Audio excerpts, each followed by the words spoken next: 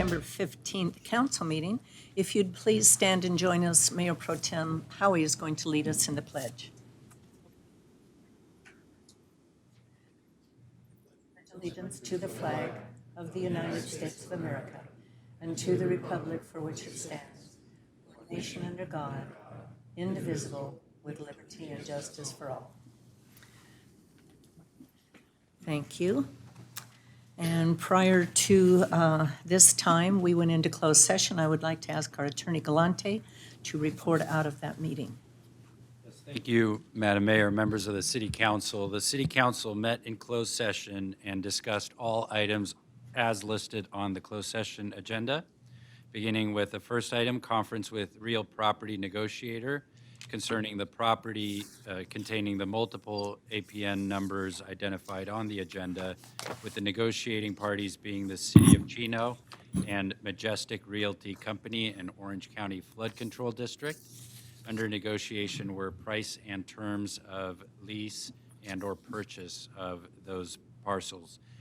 City Council received an update, provided direction, and no further reportable action was taken. The second item, conference with legal counsel, existing litigation. Under that heading, two cases were discussed. The first one is Paul Romero v. Inland Empire Utility Agency and City of Chino. City Council received an update to the status of that litigation and no further reportable action was taken.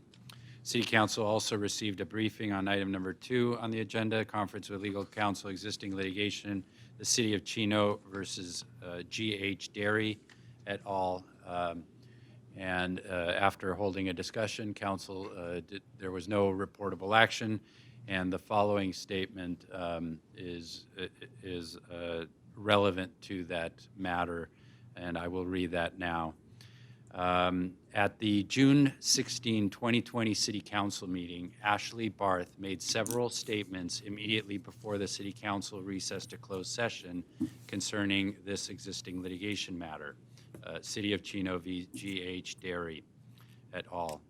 Ms. Barth spoke on behalf of defendant First Choice Ready Mix in that litigation. The City Council found some statements made by Ms. Barth concerning, particularly those implying that the city has wasted public funds pursuing the litigation. Thus, the Council finds it imperative to make this short statement in response to those public statements. The reason there's been a delay since those statements were made is that the city was hopeful that the matter could be resolved informally. And the hope was to have the illegal use cease. But it is clear that the operator was not acting in good faith in pursuing those settlement discussions, but instead was engaging in stalling tactics. This litigation concerns property at 8899 McCarthy Road in Chino. The city has been forced to pursue code enforcement efforts due to illegal activities and conditions occurring at the property, including the operation of an unpermitted cement mixing business and illegal storage of commercial vehicles and equipment on land zoned for open space.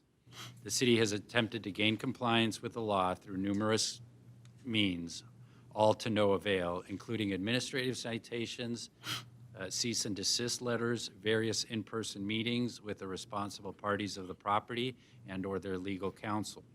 The city, through its code enforcement attorneys at Silver and Wright, LLP, has sought to work cooperatively with the responsible parties to avoid litigation and resolve the violations informally so as to avoid further costs and expense. But the responsible parties continue to illegally operate to this day, forcing the city to take legal action. The city must insist on compliance with the laws to ensure that illegal activities and related conditions stop harming and endangering the community.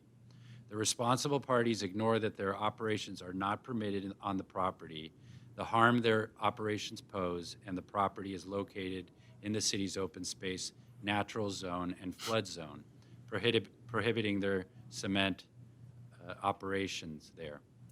Flooding could result in the contamination of water supplies, electrical outages, the closure of major transportation routes, among other risks, and the responsible parties' illegal activities and conditions exacerbate those dangers.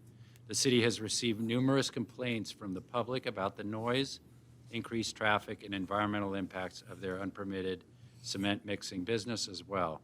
The city simply cannot permit the responsible parties to ignore the law and harm the community because they wish to continue their illegal operations to earn a profit. The city's approvals or enforcement efforts on other properties have no bearing on the responsible parties' obligations to comply with the law here. Any such comparisons are immaterial and out of context as well. The City Council will ensure that this litigation is resolved to ensure the safety of the community and continues to do so in the most efficient and cost-judicious manner. That concludes the statements. Thank you, Madam Mayor. Thank you very much. Mr. Ballantyne, are there any additions or revisions to our agenda? Yes, Mayor. Item number 21. This was an item that it's the Kimball Business Park item, acceptance of that project. This was continued from our last meeting. And at that meeting, Mr. Barr had expressed some concerns. We continue to have dialogue with Mr. Barr, and we'd like to continue. We haven't completed that, and so we'd like to continue this item to a future meeting until we complete that dialogue with Mr. Barr. That concludes my report. Is there a date certain or just to continue? At this point, I'd just like to continue it, and I'll bring it back. Okay. Thank you. Thank you. Okay, within the packet, there is an economic development report for August 2020. I encourage you to access our agenda and read that. And then we also have a presentation this evening. Our city engineer, Chris Magdosku, is going to report on our road construction in the preserve. Chris? Good evening. Good evening, Mayor and City Council. Thank you very much. Pleased to bring this before you tonight. Thank you, Angela.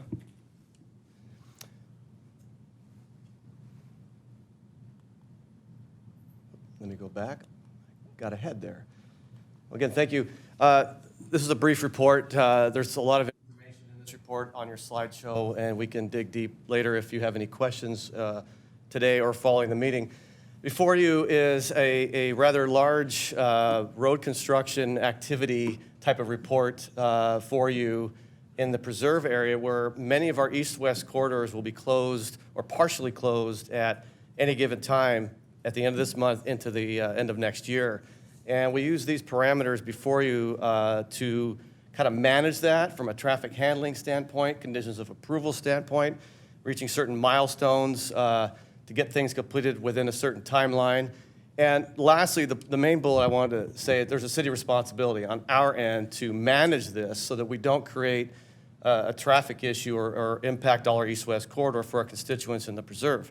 And as I have learned earlier in my career, anyone with a driver's license is a traffic engineer, so they will tell you how you should do it. But we did the best we could and really managed this with the team. This will take a really tight schedule, and you'll see a slide coming up. There's a couple of slides that I'll touch on. The projects in consideration, there's about 5 projects.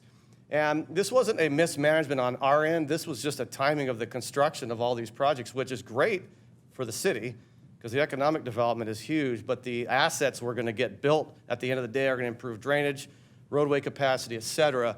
And these are the projects listed. Your KB Homes, which is your Turnleaf project in the preserve. As we all know, the Altitude Business Park, which is the In-N-Out facility. We have our O'Leary project at Euclid and Bickmore.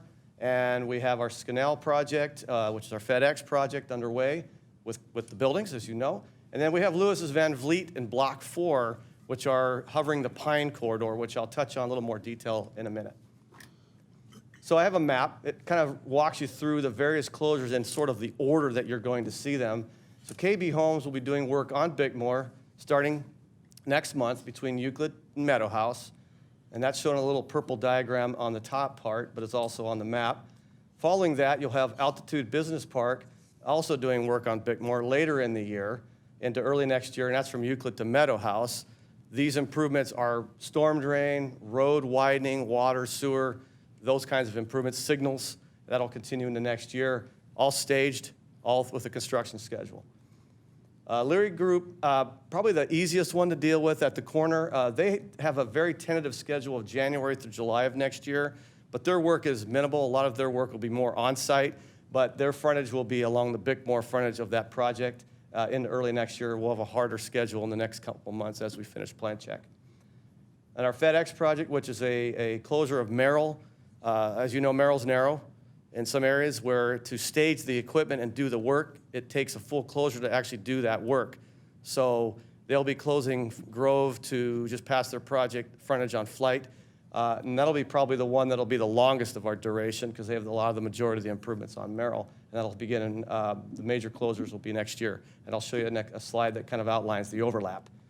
Altitude Business Park will be reconstructing Kimball. They'll raise the grades about 3 feet of Kimball Avenue. They'll have to do full closure in early next year to reconstruct the roadway. There's really no room to construct what we call a bypass or a go-around because there's other things in the way that prohibit reconstructing or an alternate roadway. So there'll be some major closures, but it's being staged properly. And then finally we have our Pine work.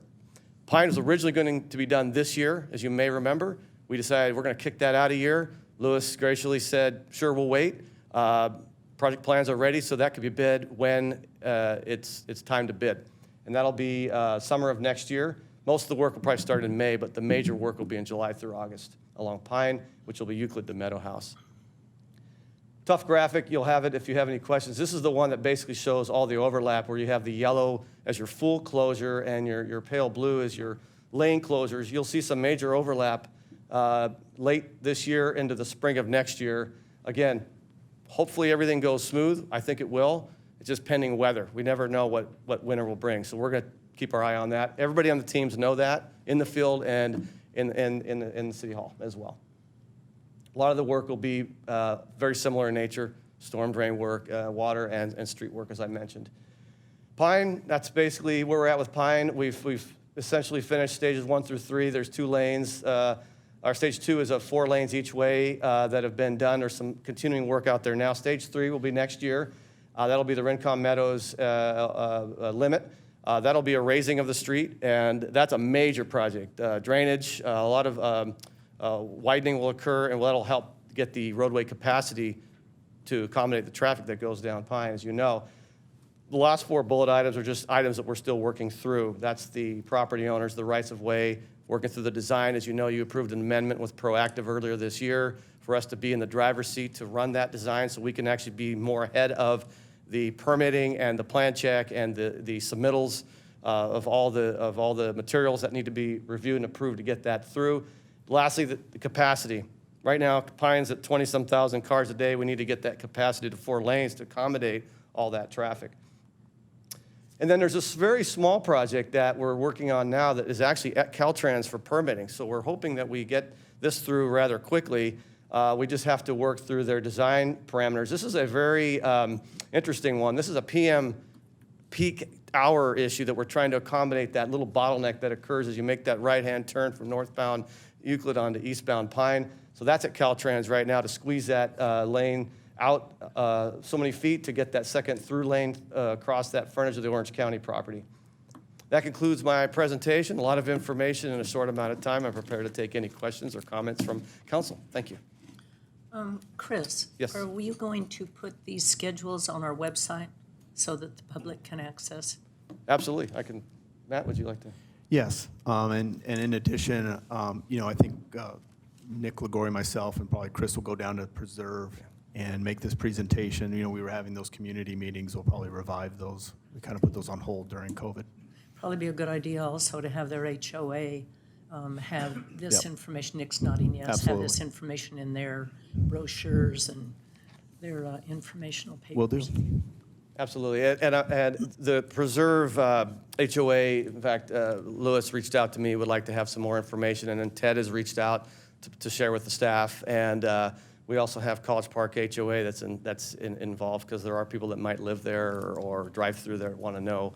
But we're going to, at the end of the day, in a year from now, or a little over a year from now, it's going to look a lot better, drive a lot nicer, and we'll have improvements in, including Mayhew or Quality Way, additional north-south corridors through there. So we're going to keep an eye on Wants it. the improvements, but they don't want to go through the, Yeah, the dust and the trouble. we're going to work through it. As you know, Bickmore was closed for that 6 months, and we got some complaints. I'm sure you may have heard some, but we got through that. So there's been a little bit of a test, I guess, of the patients. But we don't know what COVID's done with some of the driving patterns, but people are in an elevated sense of stress right now all around. So one more thing in their plate isn't good. We'll keep an eye on it. Thank you very much. You're welcome. Any questions or comments, Chris? Okay, thank you. Okay, Brooke, thank you.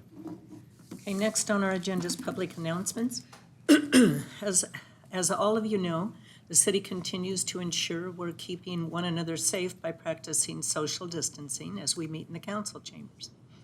While this has limited our ability to call folks up to be recognized, we certainly do not want to miss out on acknowledging important programs and proclamations in our community. For tonight, we will be proclaiming October 4th through the 10th as Fire Prevention Week. While this proclamation is always important, it's certainly pertinent tonight as California continues to experience devastating wildfires throughout the state. I encourage everyone to practice fire safety and prevention measures and to please visit the Chino Valley Independent Fire District's website at www.chinovalleyfire.org to learn more about the actions you can take to protect yourself and your community. Next, while she is not in the audience tonight, I'd like to recognize Susan Alfonso of 13346 Lilac Street for earning the September 2020 Mayor's Home Beautification Award, and you see the picture on the screen. It's because of her hard work that Chino can continue to be a great place to live, work, and play. We want to congratulate and thank her for everything that she does to beautify her neighborhood. Also, time is running out to make sure that Chino's 2020 census counts are accurate. The census count is scheduled to end on September 30th. The number of representatives in Congress, needed funding for schools and programs, the allocation of transportation and infrastructure dollars, and an accurate understanding of our population and its composition depends on everyone participating. It's not too late, but do it today. You can still take the census by responding online at 2020census.gov, by phone at 844-330-2020, or completing and mailing back the paper questionnaires. As of yesterday, Chino had a 73.8% response rate. You don't want to receive less than 100% of the federal resources we're entitled to. Let's get to 100%. Please complete the census today. And lastly, on July 25th, 2020, the council and myself were fortunate enough to attend a ceremony that renamed Ayala Park Stadium to Yates Field. As many of you know, this change recognizes and celebrates former council member and mayor Dennis Yates. Dennis was first elected to the city council in 1992 and served as mayor from 2004 to 2016 when he retired from public service. Dennis was heavily involved in Chino Pop Warner and continued to promote all Chino youth sports while he was on the council. Dennis has dedicated much of his life to Chino, and with his continued passion and commitment to youth sports, it's fitting this field is now named after him.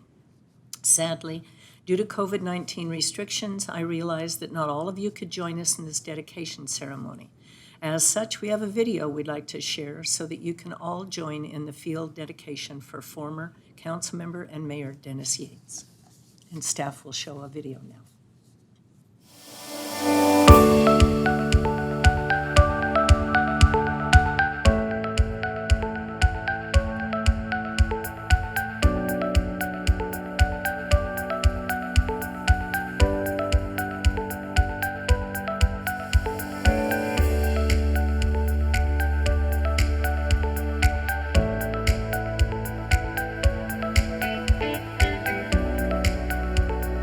This park has a rich history of housing youth sports in the city, but it also provides a home away from home and a place where kids can be kids.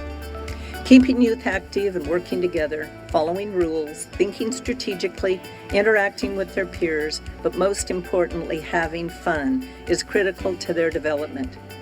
No one understood this better than Dennis Yates.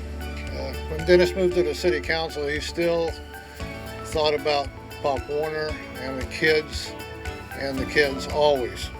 Everything was for the kids. If it wasn't for him, we wouldn't have this facility and most of these fields out here. Today's group has kept this city rising, and Dennis was the foundation, as far as I was concerned, to help build that foundation. So thank you, Dennis. This is an honor that you well deserve. Thank you very much.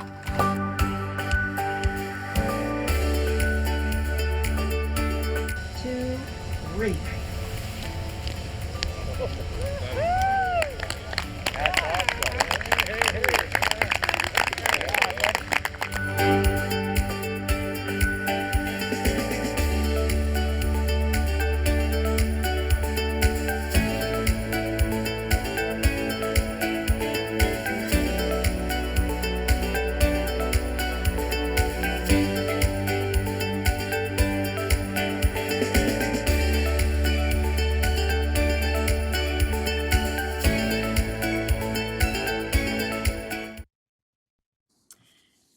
It was really nice, and I only wish that we could have had the public there. The field is beautiful. Dennis and his family were very touched by the dedication, and I think it was well-deserved. He did a lot for the young people in our community. Next on the agenda is public communication, and this is the time and the place for the general public to address the council on items that are not on the agenda. It's not required, but we ask that you state your name and address for the record. Our first written request to speak this evening is from Mr. Craig Arnhart. He's from the Calvary Chapel, Chino Valley. He's going to lead us in a prayer. So if you'd like to join us, I invite you to please stand.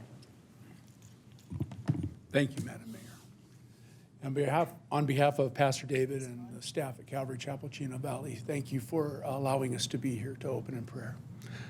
Father, I just thank you for this day. I ask, Lord, that you would just bless this council as they make decisions for all of us who live in this city. I also pray for those who are in the fire department and dealing with the fires and also the police officers. I pray that you would keep them safe, Lord. And Father, that you would just allow this great city to continue to grow. And Father, that you would give this council members wisdom, Lord, to make decisions for all of us. In the name of Jesus, amen. Amen. Thank Thank you, you so Craig. much. Okay. Angela, do we have any requests to speak this evening? We haven't received any? No, Mayor, that was the only written request that we received. Okay. Is there anyone else in the audience that would like to address the council on an item that's not on the agenda?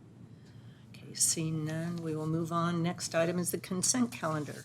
Do any council members wish to have any items pulled?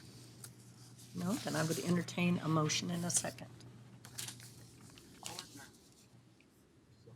Number 7, okay. Okay. Number 7 will be pulled, so the balance of the consent calendar is moved by Councilman Hargrove, second by Mayor Pro Tem Howie. Paul, you want to vote on the balance? Yes. Well, vote Oh, on the balance. I'm sorry. I'm sorry. Okay. Okay, the balance of the consent calendar passes unanimously. And that was item number 7 you wanted pulled? Yeah, Okay, we'll pull item number 7. Did you wish to have a staff report? Yes. Okay, let me get to 7. My pages are sticking together here. Okay, item number 7 is the sewer connection policy. Nick Ligori, would you please give us a staff report? Thank you. Good evening, Madam Mayor and members of the council. So this item before you is in response to discussion at our last council meeting concerning Monte Vista Water District's desire to commence a study to begin looking at providing sewer service to unincorporated areas adjacent to Chino's boundaries that's in their service area. Prior to 2018, the city council had a policy regarding sewer connections to areas outside of the city territory in the unincorporated sphere area. And that policy is essentially that if a property was adjacent to a sewer facility, they could petition the city to connect to that facility. And as long as the property was developed in accordance with the city's general plan, and the property owner recorded an irrevocable offer of annexation, so that's an offer to not contest any future annexation by the city would then process what's called an extraterritorial sewer service agreement. So essentially providing sewer, allowing the property owner hookup to the city sewer. In 2018, the city council changed the policy to be a more of a strict annexation policy. So essentially, the council said we would provide sewer service to properties outside the city territory as long as they first annexed to the city. So in that time, the city has received approximately 20 requests since that policy change to connect to the city sewer, in which we have issued what we call will not serve letters. That's a letter that goes to the property owner and to the county that says that the city would not provide sewer service. And so then that would allow the property owner to process a upgrade or modification to their existing private sewer system through the county of San Bernardino. So in order to address some of the water quality issues that were brought up last time, as well as making sure the city maintain a presence in the sphere area, before you tonight is a modification to the city's sewer service policy resolution, which would essentially go back to the pre-2018 resolution, which would say we would allow sewer service if the property could not be annexed by going through the irrevocable offer and ensuring that any development on the property was consistent with the city of Chino's general plan. That concludes my report, and I'd be happy to answer any questions. Okay, thank you, Nick. You had comments?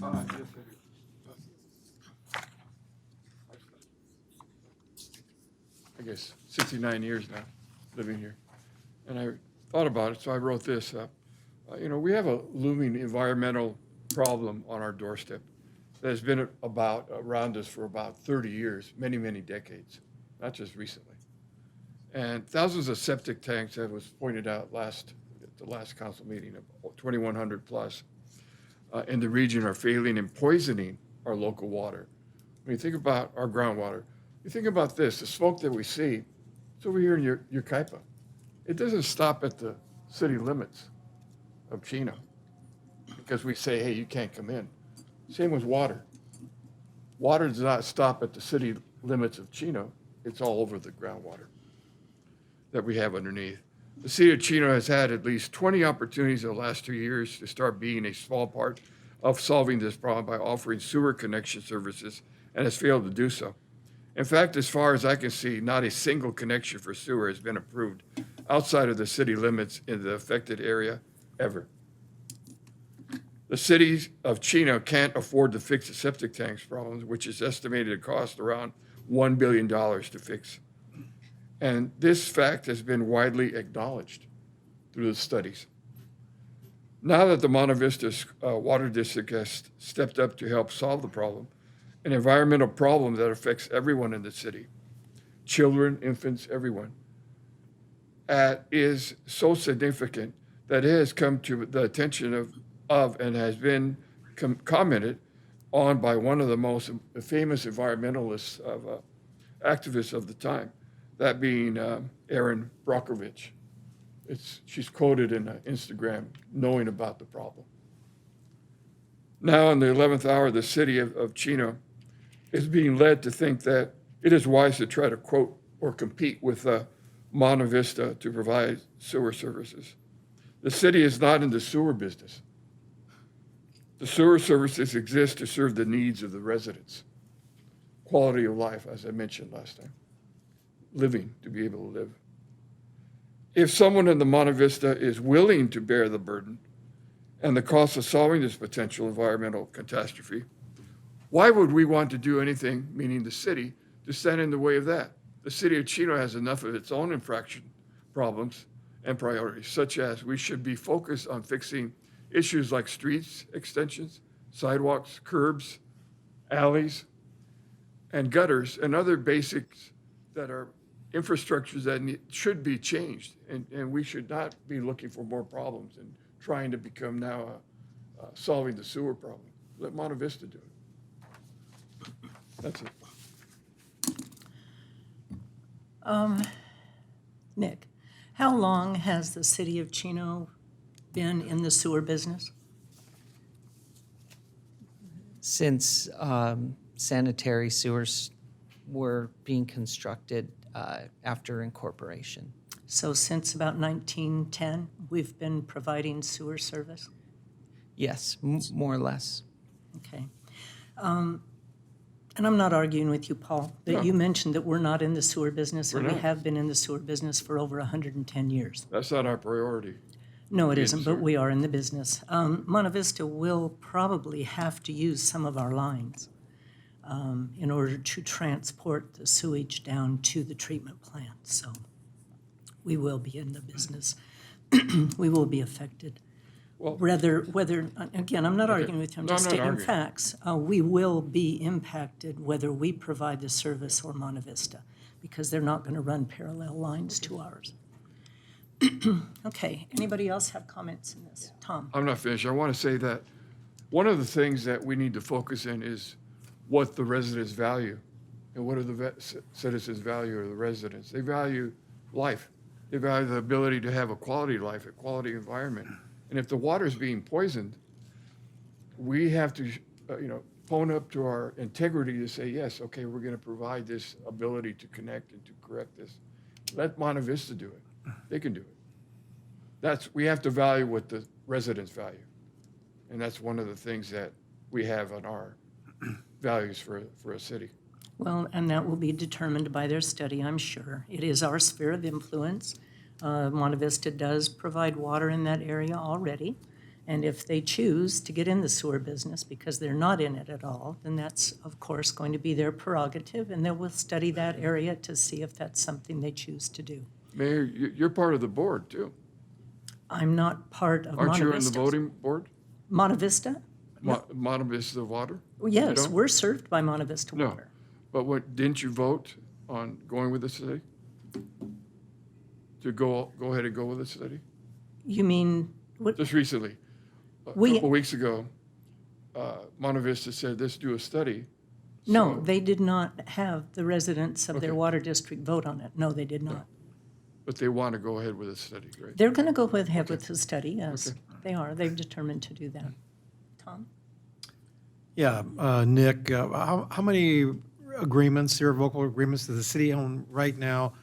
Most of them obviously were prior to 2018. There's approximately 100 connections. About 100 connections. Within the sphere area. The city was determined by LAFCO to be the sole sewer service provider within our sphere of influence. In the early 90s, subsequent to the incorporation of the city of Chino Hills, the County Water Works District in the area was disbanded with the incorporation of the city of Chino Hills. And so any of the property owners that were in the unincorporated territory, those were put into the city of Chino's sphere of influence for sewer service. And so since that time, there's been approximately 80 to 100 connections that were connected to the city sewer system and then to IUA trunk lines. So that's kind of the history. We have been providing sewer in the area for almost 30 years. It's just that these properties haven't eventually annexed, And typically, it's because they are remote from the city boundaries. So if you have a property that's adjacent to the city boundary, it's usually easier to annex that territory and bring it into the city. But when you have properties that are maybe 2 or 3 blocks or even half a mile or more from the city boundary, the LAFCO, the Local Agency Formation Commission, one of their charters by the state is to have logical service boundaries for cities and municipal water districts. And so a lot of times, some of these remote areas, we can't incorporate to the city and have a logical service boundary. And so that's where these extraterritorial sewer service agreements come into play. And Nick, as far as if you're in the county, you have a house, you want to hook up and you're pretty close to one of our lines, what's the average cost that the homeowner in the county would have to pay to hook up to our sewers? Well, so that's a really good question. It kind of depends on a Distance. number of factors. Yes. So the construction factors are, number one is how long does the lateral need to be, basically where the point of connection from the house to the point of connection of the sewer main in the street. Secondly is, where is the sewer main in the street? Because if the sewer main is close on the edge, like in a parking lane or adjacent to the curb or something like that, you don't have to do traffic control and other things, and so that makes it cheaper. And then thirdly, how deep is that sewer line? If it's very deep and we have to do these major trenches, then that increases the construction cost. But to give you round numbers, I'm going to say anywhere between $15,000 and $25,000. That's probably the average cost to hook up for these people. And you said we've had about 20 applications in the last 2 years. Is that right? So we're averaging about one a month? So Yeah, we're more or less. We're not actually getting flooded with people wanting to hook up to our sewers. No, and it's typically because there's a couple things that would be driving it. Either one is they have a septic system that is having issues and they need to get it repaired, or they're doing construction to their house, which the California Building Code requires that any construction activity on a parcel, if that parcel is within 200 feet of a public sewer system, they are required to connect to that and disconnect from any private sewer system. So that's where the will not serve letters come in, because the county will send the property owner to the city saying, hey, you need to get a sewer connection from the city.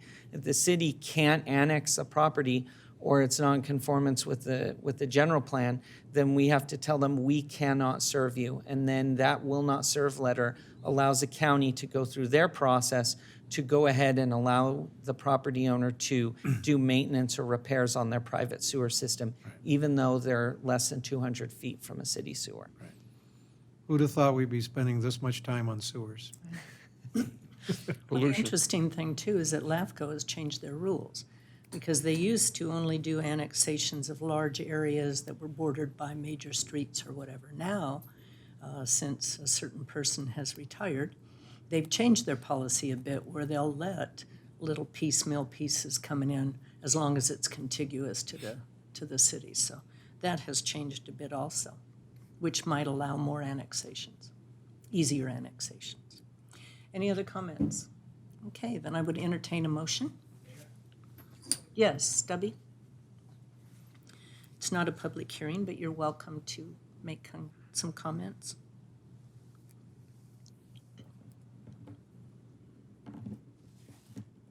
Thank you. It doesn't have to be a public hearing if it's an agendized item. I know, but I just want to point out two things. One is, this isn't really a sewer issue. no, it isn't. This is a land use issue. That's right. That's what's driving this. We have enough regulation in the state that it doesn't matter who they connect to sewer-wise, even though they're in our sewer annexation area. It's going to be an environmentally safe system. That's not the issue. The other thing is that LAFCO is required to look out for the ultimate benefit, whatever benefits the people in the annexation area. They're required by law to do. So I think the city needs to take a very firm position on this. I like going back to the old system because at least then we have an irrevocable Annexation agreement, right. So it gives us a little bit more leverage on these island-type annexations that you were talking about. And hopefully they go back to block annexation eventually. But it is not a sewer issue. You're right. The sewers and the water will be the same no matter who provides the service. Thank You're you. exactly right. It is a zoning issue, and the reason why this has come up is because there are property owners that do not want to, new property owners, builders have bought this property, who do not want to comply with the general plan. So that's why it's become an issue. Nick, I do have one more question before we take the motion in the second, and that is, since we're reversing this now, is it allowable to contact those 20 people and ask them if they still desire to hook up to the sewer? Madam Mayor, members of the council, absolutely. To the extent you have their contact information from the last 2 years, you can certainly reach out to them and ascertain if they're still interested. Okay, I would encourage us to do that, see if they still have a desire. Okay, then I would entertain a motion in a second, please. Okay, there's a motion from Councilman Lucio, a second from Councilman Hargrove. Please vote. And the item passes unanimously. Okay, item number 21 under continued new business is still being continued, so we'll go on to new business item number 22. Approval of bond documents for special tax bonds for Community Facilities District number 2019-1. This item is to adopt Resolution 2020-058 of the City Council of the City of Chino, acting as the legislative body for Community Facilities District number 2019-1 of the City of Chino, also called the district, approving the issuance of the bonds and substantially final forms of the preliminary official statement, fiscal agent agreement, bond purchase agreement, continuing disclosure agreement, and appraisal report, collectively the bond documents. Our staff report this evening will be provided by our Director of Finance, Mr. Rob Burns. Good evening, Mayor and members of City Council. Last calendar year, the city formed Community Facilities District 2019-1. This is the Lennar Landings project, which is located out in the preserve.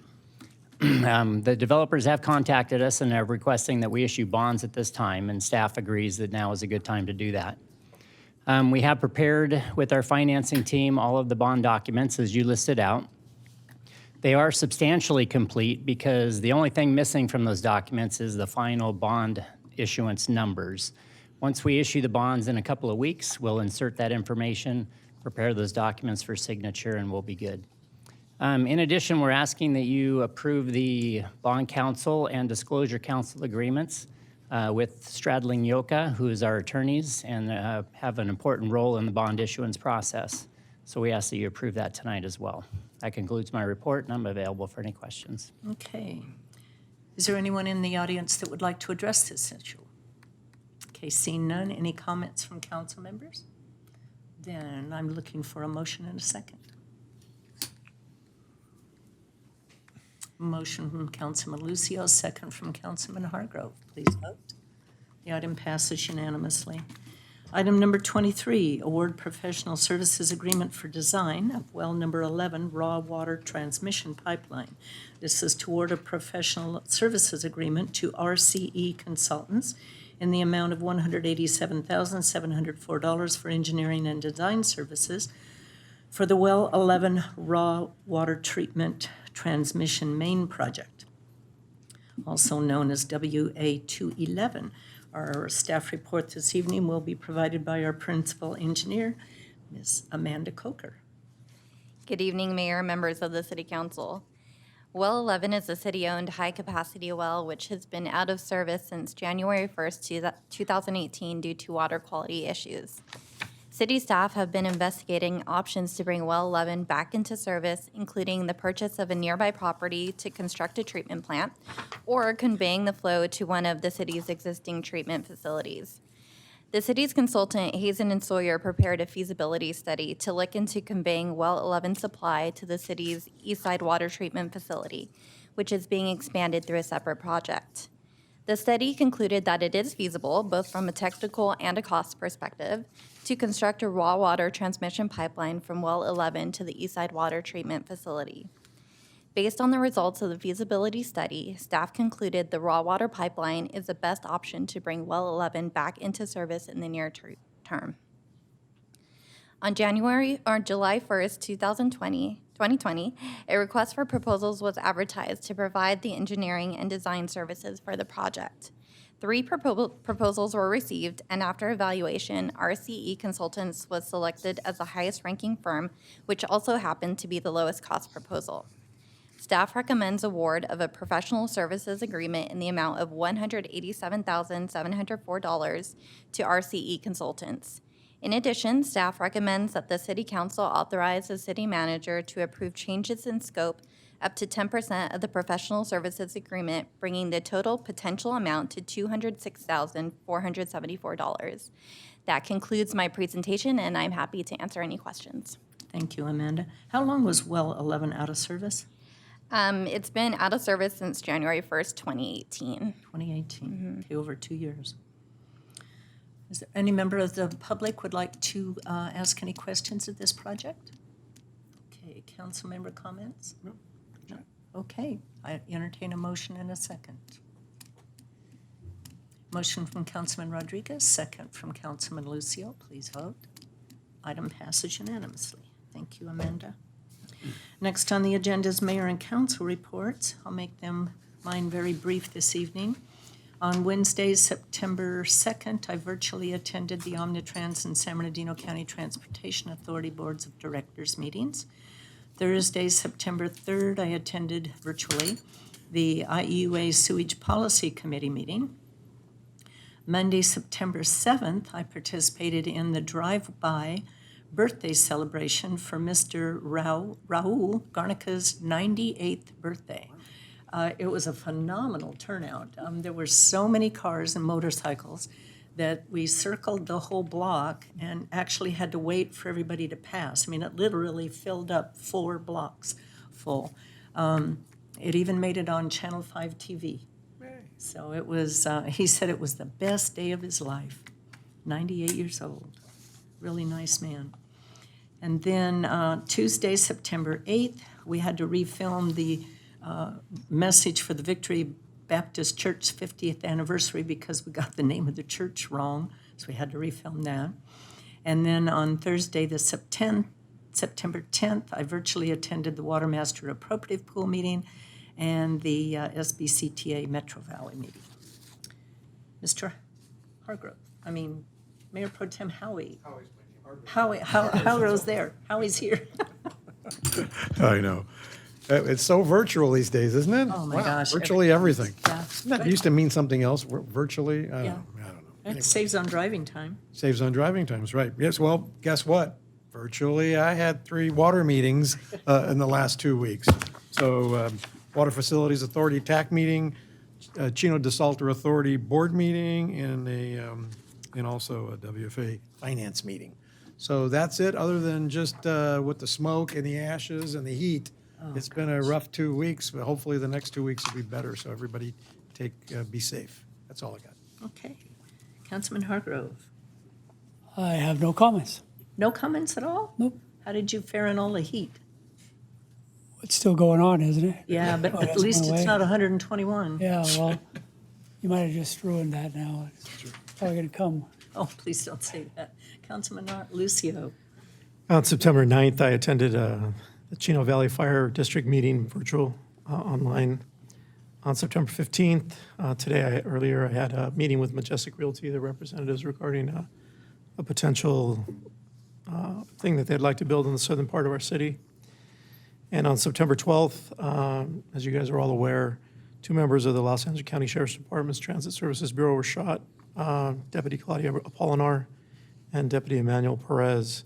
They were ambushed as they sat in their radio car in front of the Compton Passenger Station, which links up the Blue Line with the bus terminal. One thing that stood out with the deputies was that although they were both shot multiple times, they never gave up. They composed themselves. They got out of their car. even to the point where they both put out radio traffic. And the female deputy, Deputy Apolinar, actually placed a tourniquet on her partner's arm to stop the bleeding from him being shot multiple times in the arm. One of the things that resonated from seeing them fight and putting out the radio traffic, people coming to help them, there was some things that were put out on social media with people that were standing by and laughing at the fact that they were shot. But one of the things I did want to point out is that that's not representative of the city of Compton. I worked the city of Compton as a gang detective and as well as a lieutenant there. The majority of the people who live in the city of Compton are really good people. Unfortunately, the element that surrounds that bus terminal is not representative of what that community is. But I just wanted to thank everybody that reached out to me with the calls and the texts and the emails asking how they were. They're both going to recover from their injuries, but they have a long road ahead of them in the recovery process. So I just ask that you guys continue to have them in their prayers, and I appreciate the support that you guys have given our department, both the Chino Police Department and other departments throughout the Southern California. But thank you, and I just wanted to bring that up and let you guys know that they're going to be okay, but they just got a long road ahead of them. Councilman Rodriguez. Okay. September 3rd, I attended a webinar with SCAG on the community economics and human development. Really robust discussion concerning the obligations and the mandates of the state law for all the cities to fulfill the RENA obligations for affordable housing. As we know, Chino has over 6,500 dwellings to build of different sizes. So that was that meeting. Today, for the National League of Cities, there was a robust discussion on what's going to happen locally if federal transportation programs expire. With COVID-19 and all that, what are we going to do? So the big discussion with different people from all over the nation discussing that. Good news, the last comments would be that I've been working with San Bernardino County Ryan Neeson, and we will provide a Zoom job career fair on the west side of the county. They're doing it right now with the east side of the county. And the fair will include the workforce development program, which I visited about 7-8 months ago before COVID. And it would also include the Carpenters Union, Threshold Aviation, and many more opportunities for our residents to participate and to learn about jobs. Now, when you think about jobs, we're not in the market of careers and jobs, but we are in the market of encouraging our residents to acquire jobs, because by acquiring jobs, they gain purchasing power to buy in our businesses once the businesses start going after COVID, of course. So it's a win-win not only for the residents, but also for the city, because the revenues would go up. Once individuals in the city are able to work at different kinds of jobs, I'm talking about not only white collar, blue collar, but trades. And there's a big need for carpenters, roofers, and those are good, honest jobs. And having visited the Carpenters Union, boy, my eyes were open, because it's not just hammer and nails. They do cement work, mason work, welding, and they can make six figures once they advance through the program, and also have benefits for their family. So it acquires, as I said, an ability for them to fulfill their dreams and goals in the future, be participatory in our city, and also to purchase. So it's going to help us with revenue to buy things in the city and the businesses. Secondly, I've been in conversation with our Chamber of Commerce, Zeb Wellborn, and he too. The Chamber is very interested.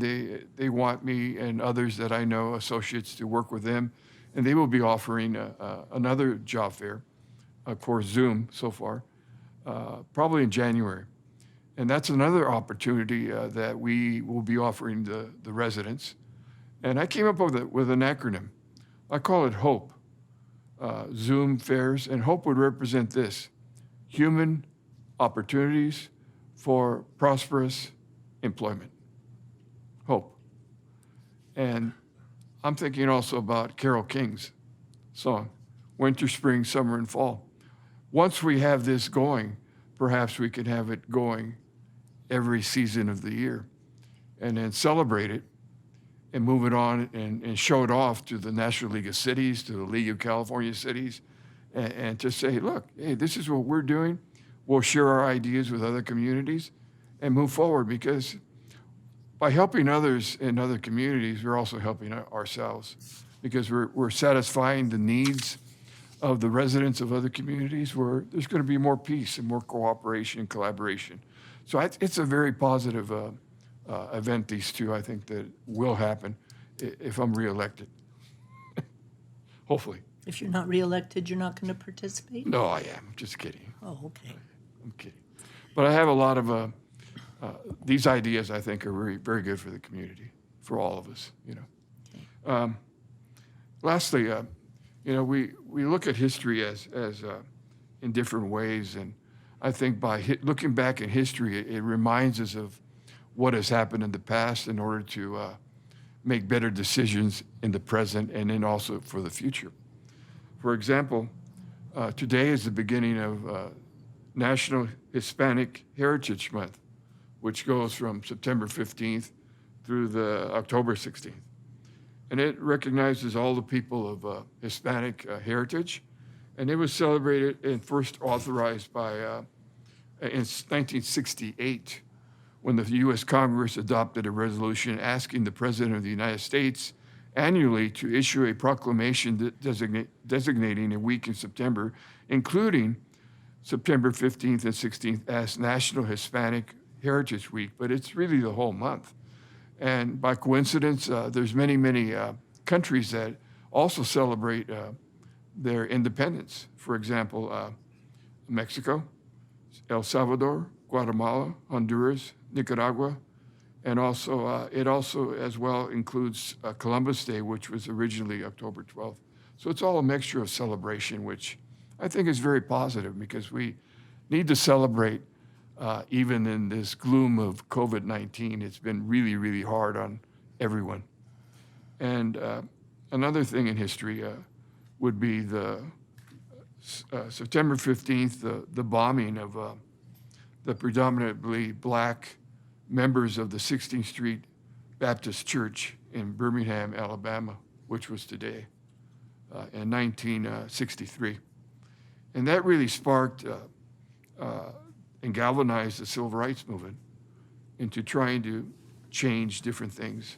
And yet justice would not be found until decades later, when 3 KKK members were sent to prison.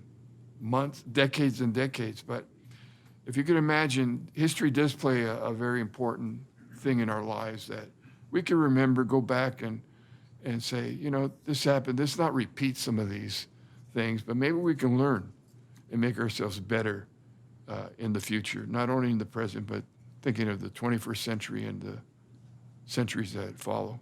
That concludes my comments for tonight. Mr. Ballantyne, anything this evening? Thank you, Mayor. I have no report. Okay. Mr. Galante? No report. Thank you, Mayor. Okay. Chief Simmons? Thank you, Mayor and members of the council. I wanted to share that back earlier this year, the police department received the COPS hiring grant, and you guys approved that in our budget in June. And those two officers are now hard at work out there on the streets of Chino. It's part of our homeless outreach and quality of life team. And they're working hand in hand with community services, our social work action group, and the county to get people off the streets. And they've been very successful already. And to remind our community that being homeless is not a crime, but we do find that there is a portion of our homeless population that does commit crime, and if they do, we're going to hold them accountable for that. But our goal is to get them to take the services that are available to them, and that has to be up to them. They have to take that, and those officers in SWAG and community services are really good at convincing them to take the help that they need and have been very successful. It's going to take time. This is not just a Chino issue. This is a California issue, but they're working really hard on it, and I think you're going to start to see some progress being made out there. And then lastly, I just wanted to publicly share my comments with Councilmember Lucio and all of the LA County Sheriff's Department that the Chino Police Department and all our family is continuing to keep those deputies in prayer for a complete healing. The courage and fortitude that they showed that night is just admirable and something for all of us as police officers. We never hope we're in that situation, but to know that we can fight through and survive in that type of situation. So that's all I have. Okay, thank you very much, Wes. And then our fire representative is here. Good evening, Mayor, City Council members, and staff. Nathan Cook, Deputy Chief from Chino Valley Fire District. Just a few items. As you mentioned this evening, the proclamation for the Fire Prevention Week. Now is a great reminder for the public to have a plan to be ready, set, and go with the wildfires that are burning across the state of California, as well as practicing exit drills in the home to be prepared for a fire that may occur in your home. As you're well aware, we have some tragic fires that are burning up and down the state of California. We have 17 members of our organization that are deployed in Northern and Southern California to the various fires. And so please, if you can, keep them in your thoughts and prayers. We know these homes are taking lives and destroying property. And so we want to make sure that we're doing everything that we can to help out the state of California. With that said, we are currently fully staffed, and we're in a state of operational readiness and prepared to respond to any emergency that may occur in the Chino Valley area. So once again, thanks you for your support as usual, and we'll get through this together. Thank you. Thank you very much. I know I was thinking about it the other day, the freeway fire that was several years ago. And, you know, I just pray that nothing happens in Chino Hills around Sleepy Hollow or anything, because it's just, everything's so dry. Absolutely. Very frightening. Thanks so much. Yep. Thank you very Have a good much. evening. Okay, with that, what happened to the sheriff's deputies is heartbreaking.